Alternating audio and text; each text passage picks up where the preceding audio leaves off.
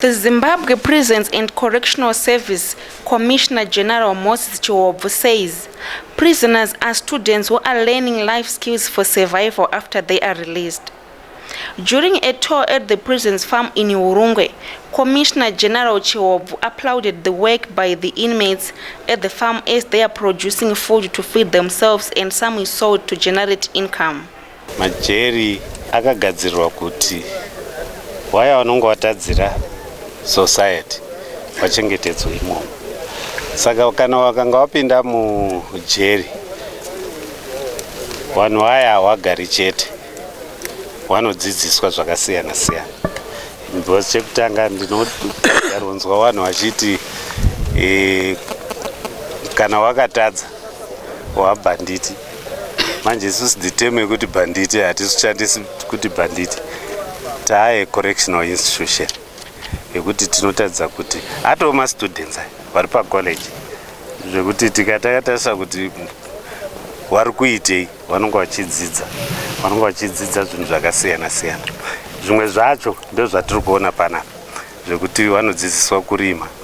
Tatarisa kuti maona kuti pano paUrungwe wakurima macabbages, maonyens, chibage. It's part of rehabilitation kuma students edu zvekuti wakabuda vanokwanisa kutangawo zvavo wega, havachadzoki futi kujeri. Then pamajeri ese ari muZimbabwe ari 43 wese vari kuita marehabilitation activities akasiyana siyana. Pane majeri aya nemafarms wese wakukwanisa kurima zvinhu zvakaita semacabbages iwo maonyens, vamwe vari kurima mabutternuts nezvakasiyana siyana as part of rehabilitation. Taita rehabilitation iyoyo tinotarisirawo futi kuti izvozvi ndo zvinodya vasungwa, then surplus taakutengesa kuti tikwanise kuwana mari. Because tikakwanisa kurima zvakanaka takwanisa kutengesa macabbages edu, taakudzoka taona mari, taakotenga futi cooking oil, zvinhu zvakanaka nechii nezvimwe zvese zvatarima izvozvo tikatengesa tikaona mari yacho tinokwanisa kutenga mafuta. Prisoners had time to share methods which they use on the different produce they had at the farm, and they appreciated the farm managers and officers in charge for their services. Tikubatsirika zvakanyanyisa, especially unyanya pano paUrungwe nekuti vamwe takabva kuna Midlands tichitouya kuorima pano tatisingatozivi kuti zvorimwa sei. Sesu takutoziva madyarigwo ecabbage redu, onion dzacho netype of macabbage nemishonga yacho ida kuiswa nemafertilizers achona nemadays achona nekutokaunda, then nemaprofit acho kana kuri kunzi taakutengesa tiri pashe. Zvinhu zvinototi tikwanisa kuti kana taapashe tikokwanisa kurarama zvakanaka.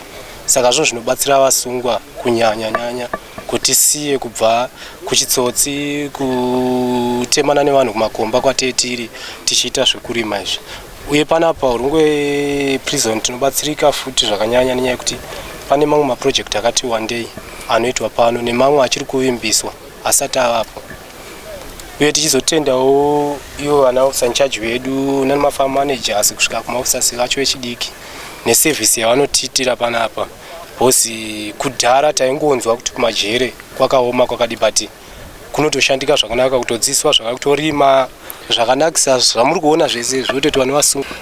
Pachibage kana uchinodyara chibage first, munodyara chibage chenyu moisa inonzi isi idr somewhere like yepasi yekutanga ovha vanokanda chibage chenyu, then bovha vanofushira, bovha vanotera inonzi boom spray inonospraya inenge sora kuti risanyanya affecta chibage, then chichinosimuka pamuchana bovha vanokandwa top yekuti chibage chichiwana utano hurinani.